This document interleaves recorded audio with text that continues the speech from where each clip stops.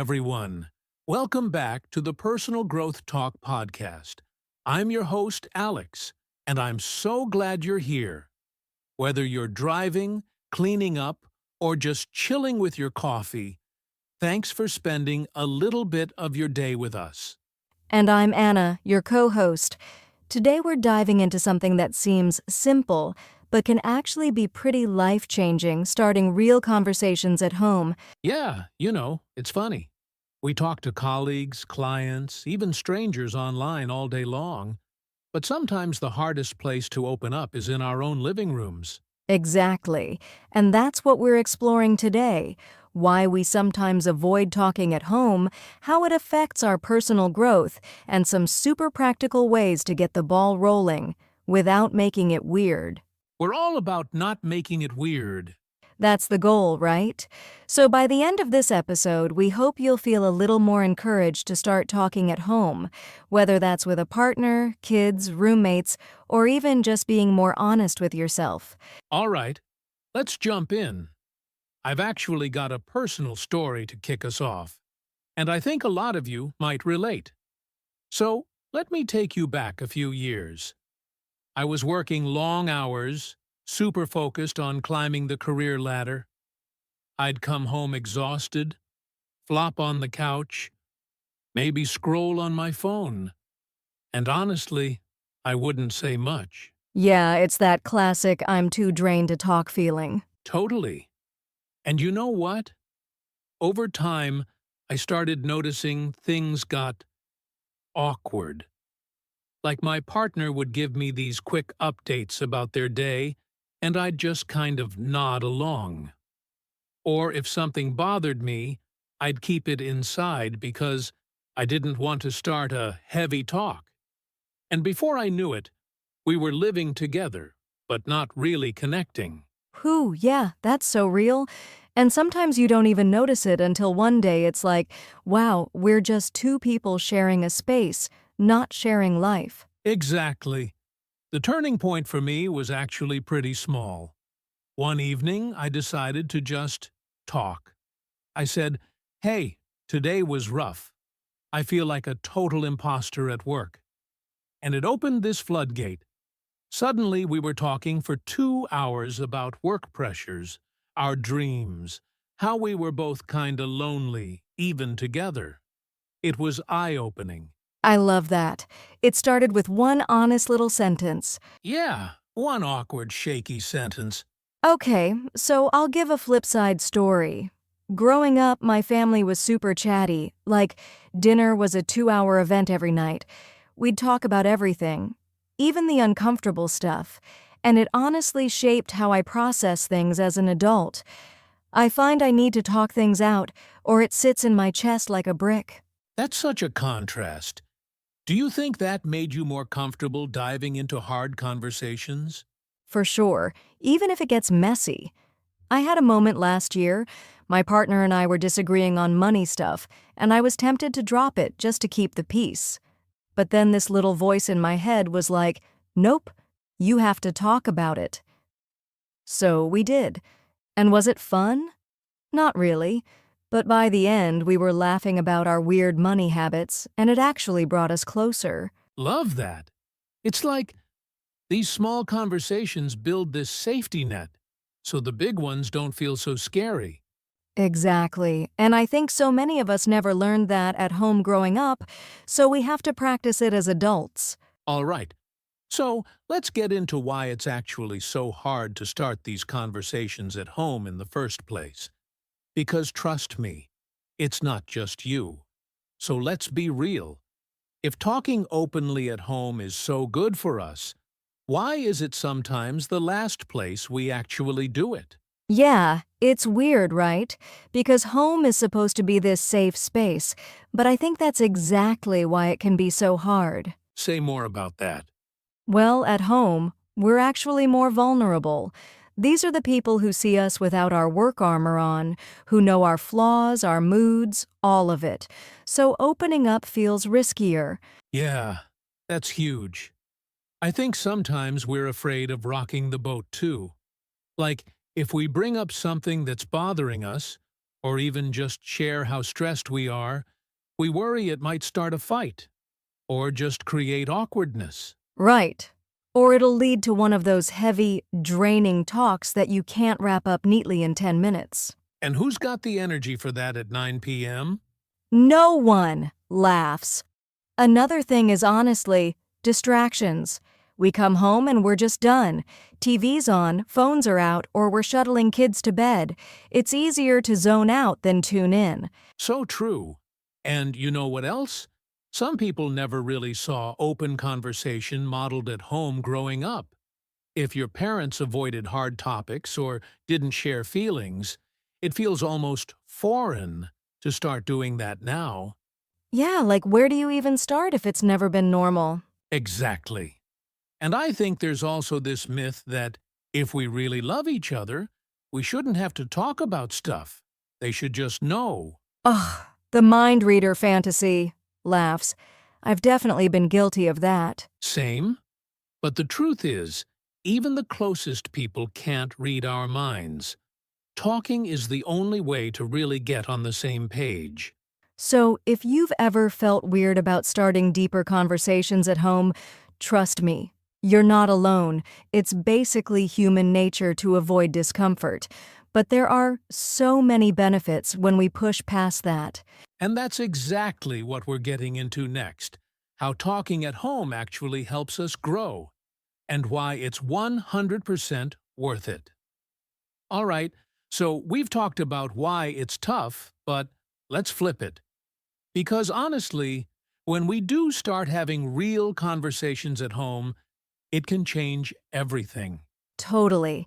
One of the biggest benefits is emotional relief. You're not carrying stuff alone anymore. Even just saying out loud, "Hey, I'm really overwhelmed right now," takes so much pressure off your mind. Yeah, it's like letting the air out of a balloon before it pops.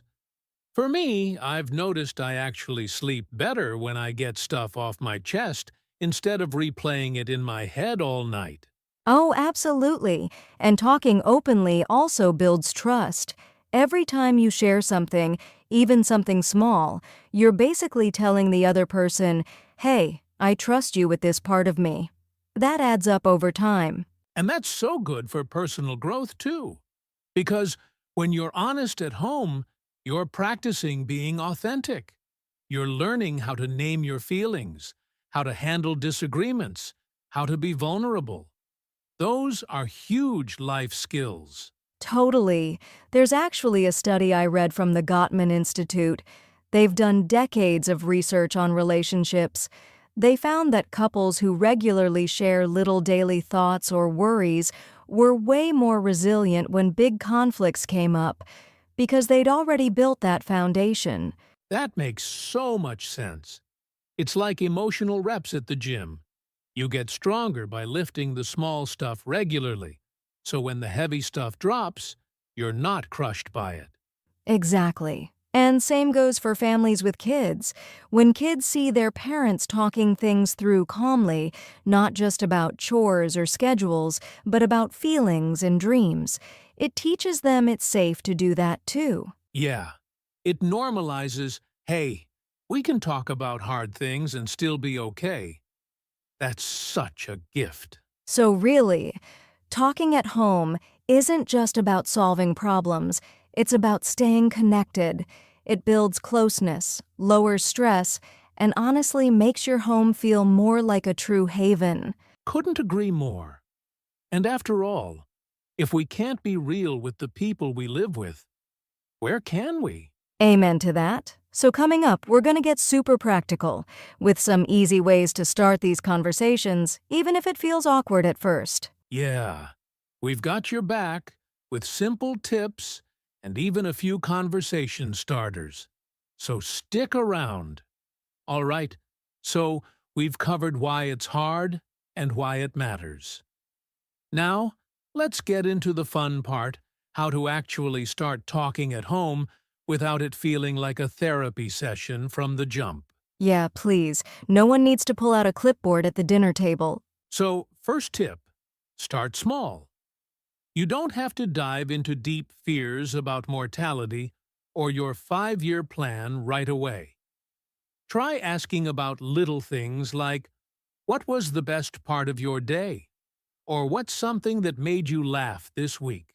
Love that. It gets the ball rolling without pressure, and it shows you care about their daily life, not just the big crises. Exactly. Another huge one is put away distractions. I know, obvious, but it's wild how different a conversation feels when you're not half scrolling Instagram. Totally. Even saying, hey, can we put our phones down for 20 minutes and just catch up makes it intentional. Yeah, I try to make it a little ritual. Like for us, it's no phones when we're eating dinner on the couch. It's a small thing, but it changes everything. Another tip, be okay with awkward. The first few times you bring something up, it might feel clunky. That's normal. You can even name it, like, this feels a little weird to say, but it lowers the tension immediately. Yes, or even joke about it. So I'm going to be that person who asks a cheesy question. It makes it lighter. And if you have kids or teens at home, one of my favorite things is asking, would you rather questions. Like, would you rather travel to space or the bottom of the ocean? It's silly, but it opens the door. That's brilliant. And you never know. It might lead to talking about fears, dreams, random stuff you'd never expect. Absolutely. Also, timing matters. Try not to start meaningful chats when someone's rushing out the door or already stressed. Pick a calm moment. So true. No one wants a deep dive right as they're brushing their teeth for bed. Yup. And if you're worried about opening a big can of worms right before bed, just say, hey, I'd like to talk about something important. When's a good time for you? That way, you're both prepared. Love that. Okay, let's rapid fire a few more little conversation starters people can literally use tonight. Oh, yes. What's something you're looking forward to this month? If you could magically learn one skill overnight, what would it be? Or, what's one thing that's been stressing you lately? What's something we haven't done together in a while that you miss? Those are gold. They're open-ended and invite more than a yes or no. Exactly. So, to sum up, start small, ditch the phones, be okay with awkward, watch your timing, and sprinkle in fun or reflective questions. It's all about creating these little moments of connection, which honestly stack up into a stronger, happier home life. So good. All right, coming up, we're going to talk about what to do if you try to start a convo and get crickets or pushback, because that happens, and it's totally normal. All right, so to make this super real, we thought we'd do a quick little role play. Yup, we're officially those podcast hosts doing skits now. Guilty. But hey, it's helpful. Okay, so scenario 1. The classic awkward attempt to start a deep talk at the worst moment. All right, I'll be the tired person coming home from work. Perfect. Changes voice slightly. Hey, so I've been thinking a lot about our long-term goals and whether we're truly aligned spiritually and financially. Also emotionally. You know, like the big stuff. Dramatically drops bag, I literally just walked in the door and I'm starving. Can we not right now? Crash and burn. Timing matters, folks. Okay, let's try the same idea. Better timing, softer entry. I'm still coming home. Chipper voice. Hey, welcome home. I was thinking it'd be nice to pour a glass of wine and catch up. Later, maybe we could talk about some future stuff I've had on my mind. No rush, just whenever you're settled. Oh yeah, that sounds good. Let me just change real quick and I'm all yours. Boom! Same big topic, way less scary. Exactly. Or even simpler. Hey, can I get your thoughts on something later? It's nothing bad, just been rattling around in my head gives them a heads up instead of a surprise emotional dump. I love that. And seriously, if it feels awkward, you can name it. This feels kind of dorky to bring up, but I want us to stay close. You know, 9 times out of 10, people respond really warmly to that honesty. It's such a good little demo of how tone, timing, and a tiny bit of prep totally change the conversation. So if you've been wanting to start talking more at home, try it this week. Make it light, make it human, and maybe even laugh about how clunky it is. Exactly. Coming up next, we'll wrap with some encouragement and a tiny challenge for everyone listening. All right, so let's be honest. Sometimes you finally work up the courage to start a conversation at home and you get crickets, or even a little pushback. Yep. Maybe your partner's like, "Can we not do this right now?" Or your teenager just grunts and heads to their room. That's real life. And it doesn't mean you've failed or they don't care. Sometimes people just aren't in the headspace. Totally. So first tip, don't take it personally. They might be tired, stressed, or just not in the mood for talking. That doesn't mean it's about you. Yeah, and it's okay to circle back. You can literally say, "No worries. When's a good time for you?" That shows you respect their bandwidth, but it keeps the door open. Another thing is, keep it low stakes. If someone shuts down on a deeper topic, maybe switch gears. Try a lighter question, or just sit together quietly and let them come around. That's so smart. Sometimes the best talks happen 20 minutes later, once they've decompressed. Exactly. And if you're dealing with a pattern of silence like it always feels one-sided, you might say, "I really value feeling close and talking about stuff. Is there a way we could do that that feels comfortable for you?" It invites them into problem solving instead of putting them on the spot. I love that. It's collaborative. And one last thing, celebrate small wins. Even if they only share a tiny bit, that's progress. The goal isn't to force a deep heart-to-heart every night. It's just building a habit over time. Exactly. Keep it gentle, keep it patient, and trust that the comfort grows. All right, so to finish up, we're going to give you a little encouragement and a simple challenge you can try this week. Stick around. Before we close out, we want to give you just a minute to reflect on how all this lands for you. Yeah, because honestly, everyone's home life is different. So take these questions and see what comes up. No pressure to have perfect answers. Okay, first question. When was the last time you had a really good, meaningful conversation at home? What made it work?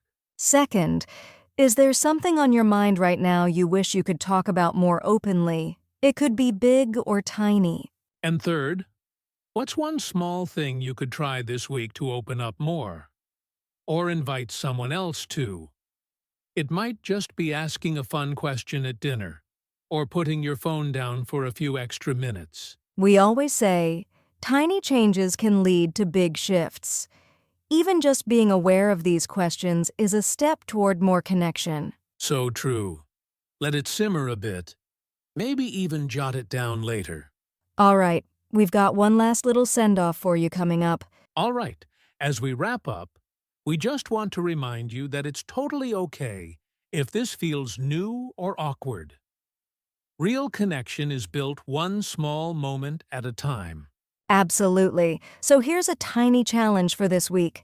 Pick one question from today, or come up with your own, and try it out at home. Yeah, could be at dinner, on a walk, or even texting someone you live with. Just one small opening and see where it goes. And if it's awkward, congrats, you're human. Keep trying. Exactly. And if you found this episode helpful, we'd love if you'd share it with a friend or leave us a quick review. It seriously helps so much. You can also follow us on YouTube. Just hit subscribe on our Personal Growth Talk podcast playlist. We've got lots more coming to help you keep growing. Thanks so much for hanging out with us. Go start that little conversation. And we'll see you next time. All right, friends, that's a wrap for today's episode. Thanks so much for listening to Personal Growth Talk podcast. We hope you feel inspired to start those conversations at home. Remember, growth happens one small step at a time. We'll catch you next time. Take care and keep talking. Bye for now.